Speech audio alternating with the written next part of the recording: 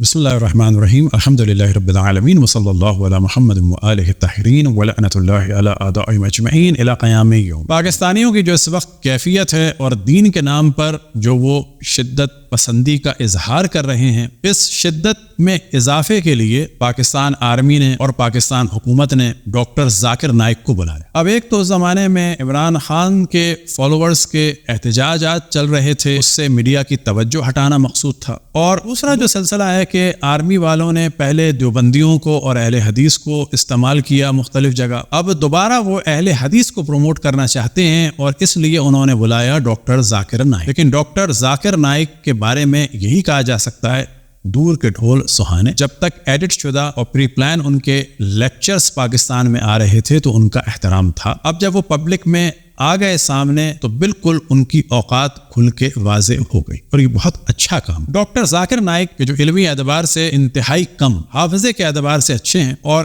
دنیا بھر کے لوگوں نے جو کام کیا مسلم اور ہندو مناظرے سے ریلیٹڈ اور مسلم اور کرسچن مناظرے سے ریلیٹڈ، اس کو انہوں نے مختلف جگہ پر جمع کیا اور اچھا حفظ کیا۔ یہ ان کی اپنی ریسرچ نہیں، اور اس نام سے انہوں نے پہلے انڈیا میں بھی خوب کام کیا اور پیسہ کمایا، پھر ملیشیا میں کمایا، اب پاکستان میں کمانا چاہ رہے تھے، اور پاکستانیوں کو یہ بتا رہے تھے کہ اگر مجھے ڈونیشن دو تو چھوٹا موٹا نہیں دینا، میرا تو ایک کیمرہ 9 کروڑ کا ہے، یعنی اگر کوئی فیصل آباد کا انڈسٹریلسٹ ان کو کروڑ دے تو وہ ایک احساس کمتری ہی میں رہے کہ جی میں نے تو کچھ بھی نہیں۔ یہ ایک طریقہ ہوتا ہے ڈونیشن لینے کا بعض اس قسم کے پروفیشنل لوگوں کا، کہ سامنے والے کو بتا دیتے ہیں کہ منیمم مثلا 10 کروڑ تک جو ہے نا وہ میں سمجھتا ہوں کچھ ہے، ورنہ اس سے کم نہیں ہے۔ ڈاکٹر ذاکر نائک علمی اعتبار سے انتہائی پست انسان کی کوئی معلومات، نہ وہ سنیت کو پورا جانتے ہیں اور نہ ہی دیگر مذاہب کو جانتے۔ اول تو پاکستان نے ان کو جو ایز اے اسٹیٹ گیسٹ بلایا، یہ بہت غلط کام، کیونکہ ان کی جو گفتگو تھی مسیحیوں کے خلاف یا ہندوؤں کے خلاف، اسٹیٹ گیسٹ سے اس قسم کے کام نہیں کروانے چاہیے، کیونکہ مسیحی اور ہندو بھی پاکستانی۔ کوئی اہل حدیث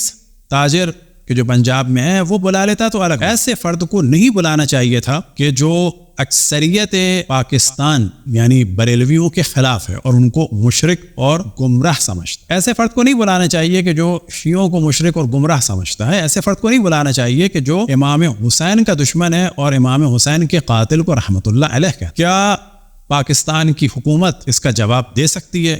یہ جو آپ نے ماحول خراب کرنے کی بات، کیا آپ کسی کرسچن کو بھی بلائیں گے ایز اے اسٹیٹ گیسٹ مناظرہ کرنے کے لیے؟ آپ نہیں بلائیں گے نا، تو یہ آپ کا کام نہیں۔ آرمی والوں کو یہ جاننا چاہیے کہ آپ بڑے ڈرامے کر چکے ہیں، کبھی رشیا سے لڑنے کے لیے امریکہ نے آپ کو استعمال کیا تو آپ نے دیوبندیوں کو آگے بڑھایا، کبھی انڈین آرمی سے آپ میں لڑنے کی طاقت نہیں ہے تو آپ نے لشکر طیبہ بنوائی اہل حدیث کی، تو کبھی جیش محمد بنوائی۔ یہ کام حکومت کے نہیں۔ پاکستان آرمی کو، حکومت کو چاہیے کہ لوگوں کو لبرل بنائیں، اور حکومت کا تعلق کسی بھی دین یا مذہب کو پروموٹ کرنا یا ان کے خلاف بات کرنا نہیں ہونی چاہیے۔ یہ کام انتہائی غلط کیا حکومت نے بھی، اور اس میں جیسے کہ پاکستان آرمی شامل تھی۔ عام طور پہ کہا جاتا ہے کہ آصف منیر صاحب کا بہت تعلق ہے اہل حدیث سے، تو اگر یہ مان بھی لیں، فرض یہ کر لیں کہ انہوں نے ایسا کروایا تو غلط۔ پاک آرمی کو آپ ان مذہبی جھگڑوں سے اور مولوی ملاؤں سے دور بلانا تھا آپ کو، تو کسی پڑھے لکھے اسکالر کو بلاتے، بات کرتے پاکستان کی معیشیت کے بارے میں، اس میں آپ پروفیسرز کو دعوت دیتے، ان کے لیے کچھ کلاسز ہوتی پاکستان کی معیشیت کے بارے میں، اسی طریقے سے کچھ نوجوانوں کو مصروف کرتے آپ اسٹاک مارکیٹ میں، کچھ اور جو ہے وہ آرٹیفیشل انٹیلیجنسی پہ بات ہوتی، سائنس پہ بات ہوتی، پڑھے لکھے پروفیسر بلاتے۔ آپ نے اس قسم کے آدمی کو کہ جس کا شور تھا علمی اعتبار سے بالکل پست، اور بات کرنے کی جس کو تمیز نہیں ہے، جس نے جب زبان کھولی ایک عجیب و غریب بات کی، اسے آپ نے کیوں بلایا؟ یعنی وہ الفاظ کے جو عموماً ہمارے یہاں افراد استعمال نہیں کرتے، وہ اس نے میڈیا میں استعمال کیا۔ اب بچیوں کو بلایا گیا تو اس نے کہہ دیا کہ نامحرم ہے۔ نامحرم نہیں تھی، بیچاری غریب تھی، یتیم تھی، یتیم خانے والے کیا دے دیتے؟ دنیا بھر میں ان کی فوٹوز ہیں خواتین کے ساتھ کھڑے بھی ہوتے ہیں۔ اچھا، سوال یہ پیدا ہوتا ہے کہ اگر آپ کوئی گفٹ دیتے لڑکیوں کو اور دوسری جانب سے لڑکیاں اس کو پکڑ لے تو کیا حرج؟ رسول اللہ صلی اللہ علیہ وسلم بھی جب بیعت کرتے تھے تو بعض روایات میں نقل ہوا کہ پانی میں ہاتھ ڈال، دوسری طرف سے خواتین پانی میں ہاتھ ڈالتی تھی، اس سے کیا پرابلم؟ اب جب پانی میں ہاتھ ڈالا جا رہا ہے تو نامحرم تو رسول اللہ صلی اللہ علیہ وسلم کے سامنے ہی ہے نا، زیادہ سے زیادہ 3 فٹ کا فاصلہ ہوگا، اس سے زیادہ تو نہیں ہوگا، 40 فٹ کا فاصلہ تو نہیں ہو سکتا۔ کسی نہر میں تو ہاتھ نہیں ڈلوایا، برتن میں ہاتھ ڈل۔ اب برتن کتنا بڑا ہوگا؟ بھائی زیادہ 2 فٹ کا ہوگا، اس کا مطلب ہے رسول اللہ صلی اللہ علیہ وسلم اور اس نامحرم خاتون کے درمیان 2 فٹ کا فاصلہ، اس میں کیا حرج؟ وہ اسلام کو اتنا سخت بنا رہے ہیں، جہاں آپ کا دل چاہتا ہے وہاں اسلام سے کھیلتے ہیں آپ لوگ۔ پھر پی آئی اے کا موضوع آیا، بابا اگر پی آئی اے والے برا بھی کر دیتے، اول تو آپ کو یہ کہنا چاہیے تھا کہ جو میرا بنتا ہے میں دوں گا، آپ یہاں سے کروڑوں کما کے جا رہے ہیں، بلکہ اربوں لے کے جا رہے ہیں. چلا گیا تھوڑا سا تو کیا ہو. اب بعض چیزیں ایسی ہوتی ہیں کہ ان کو محفل میں نہیں بیان کیا. ہم لوگوں کے ساتھ ہی بعض دفعہ پرابلم ہوتے ہیں, میزبان بعض دفعہ پرابلم کرتے ہیں تو اس کو پبلک میں نہیں ڈسکس کرتے. اب ذاکر نائک صاحب سے لکی مروت کی ایک بہن پروشا نے سوال کیا اور بالکل صحیح سوال, اور یہ پرابلم فقط لکی مروت کا نہیں ہے, یہ پاکستان کے بہت بڑے بڑے علاقے, بہت بڑے بڑے شہروں کا ہے, جنوبی پنجاب کا بھی ہے, اور کہا جا سکتا ہے جنرلی پاکستان میں یہ پرابلم ہے. اور اس میں ایک یہ تھا کہ یہ اپنے آپ بڑے مذہبی ہیں. تو یہاں پر خاتون یہی کہنا چاہ رہی تھی کہ یہ مذہبی ظاہر کرتے ہیں, وہ یہی بتانا چاہ رہی تھی کہ انہوں نے مذہب کا لبادہ اڑا ہوا ہے, دیندار ہونے کا لبادہ اڑا ہوا ہے, لیکن اندر یہ چل. اور انہوں نے پھر بتایا کہ وہاں پر زنا بھی ہے, لواط بھی ہے, سود بھی ہے اور ڈرگ بھی. کیا کوئی واقعاً انکار کر سکتا ہے کہ سب سے زیادہ چرس میں کون سا صوبہ لگا ہوا ہے اور چرس کی اسمگلنگ میں سب سے زیادہ کون سا صوبہ ہے؟ یا کچھ چھپی بھی بات ہے. اب اس دوران انہوں نے جملہ کہا کہ خواتین گھر سے باہر نہیں نکلتی, تو ڈاکٹر ذاکر نائک نے اسی موضوع کو پکڑ لیا کہ میں بھی گھر سے باہر ہی نکلتا. وہ یہ تھوڑی کہہ رہی تھی کہ یہ کیسا معاشرہ ہے جو ہمیں گھر سے باہر نہیں نکلنے دیتا, وہ تو اصل وہ جرائم بتا رہی تھی کہ جو وہاں پر ہوتے ہیں. اب ڈاکٹر ذاکر نائک نے دوبارہ سوال کیا ویڈیو فائل کے بارے میں, اور خاتون نے پھر کلیئر کیا کہ یہ بہت زیادہ ہے اور بچے استعمال ہوتے ہیں اور آگے سلسلہ بڑھتا چلا جا رہا ہے. تو واقعا سوال یہ پیدا ہوتا ہے کیا یہ خاتون نے جھوٹ کہا؟ بالکل جھوٹ نہیں. یہ جو اس وقت پورے پاکستان میں مختلف اہل سنت کے مدارس کی ویڈیوز چل رہی ہیں وہ اس خاتون نے تھوڑی بنائی ہیں. اور یہ جو ہر آئے دن ہم دیکھتے ہیں کہ مساجد میں حتیٰ لڑکانہ کی مسجد کی محراب میں ایک بچے کے ساتھ زیادتی ہو رہی ہے, تو یہ کوئی خاتون نے تو نہیں کیا, لبرل لوگوں نے تو نہیں کیا, ہے تو ہو رہا ہے, تو وہ اس خاتون نے بیان کی. تو بلا شک ایک منافقانہ معاشرہ ہے کہ جس کی جانب یہ بہن توجہ دلا رہی تھی, اور سوال سے واضح لگ رہا تھا, وہ بتانا چاہتی ہیں کہ ان علاقوں میں دین بالکل نہیں ہے اور یہ لوگ دین کو مس یوز کرتے ہیں, بالکل ویسے جیسے ڈاکٹر ذاکر نائک کرتے ہیں.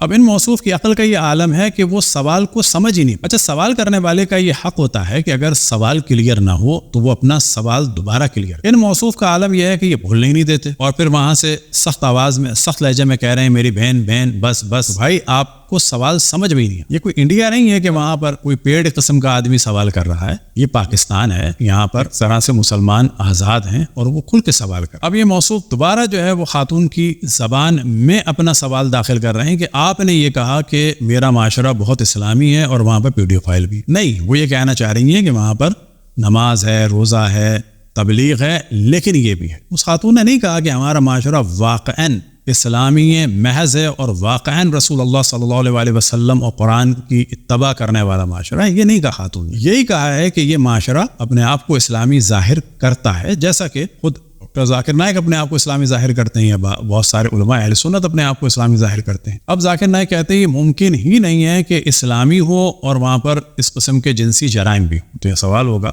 کہ یہ جو دیوبندیوں کے اور اہل حدیث کے مدرسوں میں ہو رہا ہے, حتیٰ اہل حدیث کے جو ان کے اصل دعوت کرنے والے ہیں, ابو بکر معاویہ نے جو کچھ کیا تراوی کے بعد, تو کیا وہ مسجد ہے یا نہیں ہے, وہ مولوی ہے یا نہیں ہے؟ بس خاتون یہی سوال کر رہی ہیں. یہ لاہور کا مدرسہ جو ہے بالآخر مدرسہ ہے کہ نہیں ہے؟ آپ کیا کہیں گے, یہ سینما تھا, نائٹ کلب تھا یا مدرسہ تھا؟ اب اگر کوئی سوال کرے کہ مدرسے میں ایسا کیا ہو رہا ہے تو آپ کیا کہیں گے؟ سوال یہ کیا جائے گا دینی مدرسے میں کیا ہو. اب جواب دیں گے نہیں دینی مدرسے میں ایسا ہو ہی نہیں سکتا, تو کلیئر کرو کہ یہ مدرسے پر دینی ہے یا نہیں ہے, یہ مساجد پر اسلامی ہے کہ نہیں ہے. اب یہاں پر انہوں نے اس خاتون کی زندگی کو مشکل میں ڈال دیا یہ کہہ کے کہ آپ الزام لگا رہے ہیں, آپ کا سوال غلط ہے, آپ کو معافی مانگنی چاہیے. البتہ لکی مروت میں بہت سارے لوگ اس خاتون کے خلاف ہو گئے ہیں, لیکن ان کو خود سوچنا چاہیے کیا واقعا ایسا نہیں ہے کہ سب سے زیادہ بچوں کے ساتھ جو جنسی زیادتی ہوتی ہے وہ واقعا وہی علاقے ہیں؟ ہم نہیں کہتے سب ایسے. یہ موصوف پھر دوبارہ تکرار کرتے ہیں اپنے اس لیکچر میں کہ آپ غلط ہیں, آپ کا سوال غلط ہے, آپ اپنے معاشرے پہ الزام لگا رہے ہیں, جبکہ ایسا نہیں ہے, یہ خود جانتے ہیں. پاکستان میں کسی سے پوچھ لیا جائے کہ سب سے زیادہ ہم جنسی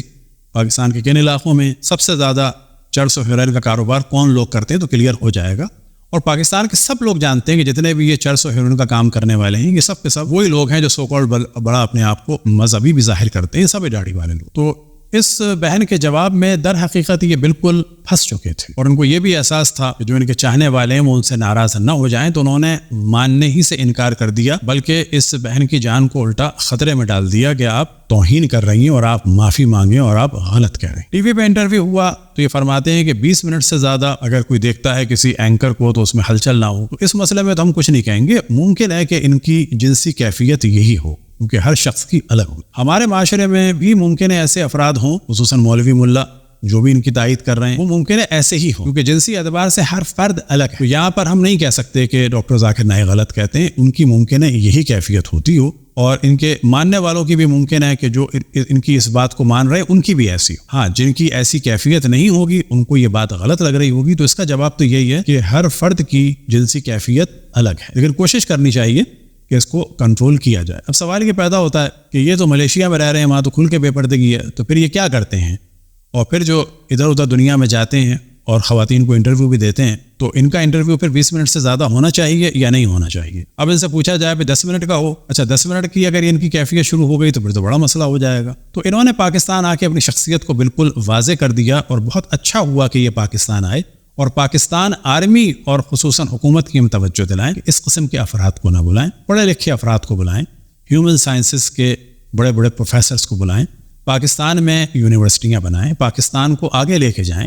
پاکستان میں مدرسوں کی ضرورت نہیں ہے، ریسرچ سینٹرز کی ضرورت ہے. اور اسی طریقے سے اسکول کالجوں میں بہت زیادہ اب دین کو ڈسکس نہیں کرنا چاہیے، بلکہ اخلاقیات کو ڈسکس کرنا چاہیے. اور اسی طریقے سے لوگوں کو علم کی جانب لے جائیں، وہ علم کے جس کے ذریعے سے پاکستان آگے جائے. پاکستان کی حکومت کا تعلق کسی بھی دین سے یا کسی بھی مذہب سے اس اعتبار سے کہ وہ کسی کو پروموٹ کرے اور کسی کے اگینسٹ کام کرے نہیں ہونا. دعا ہے کہ خداوند تبارک و تعالی پاکستان کو سلامت رکھے، پاکستانیوں کو علم و فضل عطا فرمائے، اور جتنے بھی علوم ہیں چاہے وہ دینی ہوں اور چاہے وہ باقی سوشل سائنسز ہوں، اور سائنس کے جتنے علوم ہیں اس میں آگے بڑھنے کی توفیق عطا فرمائے، اور شدت پسندی سے اور قتل و غارت گری سے اور اس نفاق سے کہ جو اس وقت پاکستان میں بہت زیادہ عام ہے.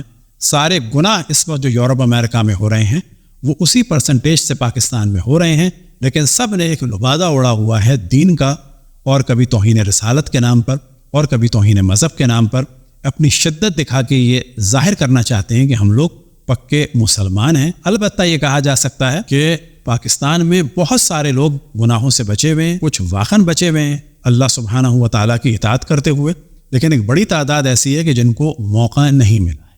لہٰذا پاکستان میں سب سے زیادہ ضرورت ہے تربیت کی، اخلاقیات کی، اور ایسی تربیت اور اخلاقیات کہ جو دنیا بھر میں مشترک ہو، اور لوگوں کو بتایا جائے کہ عدل کیا ہے، انصاف کیا ہے، ناپ تول میں غلطی نہ ہو. جیسا کہ ہم نے توجہ دلائی کہ چرچ کا کام کرنے والے اکثر سو کال دیندار قسم کے دیوبندی اور اتفاق سے بعرض معذرت خیبر پختونخوا سے تعلق رکھنے والے لوگ ہیں، کہ جو اپنی زکوٰۃ بھی اسی چرس اور ہیروئن اور پھر آئس کے ذریعے سے جو آمدنی ہوتی ہے مدرسوں کو بھی دیتے ہیں. اور کوئی مدرسے والا یہ نہیں کہتا کہ جو زکوٰۃ تم ہمیں دے رہے ہو، کہ جس کے ذریعے سے تم نے پاکستان کے لاکھوں جوانوں کو نشے میں لگا دیا ہے، نہ یہ پیسہ حلال کا ہے اور نہ اس کی زکوٰۃ. وصلی اللہ علی محمد و آلہ الطاہرین.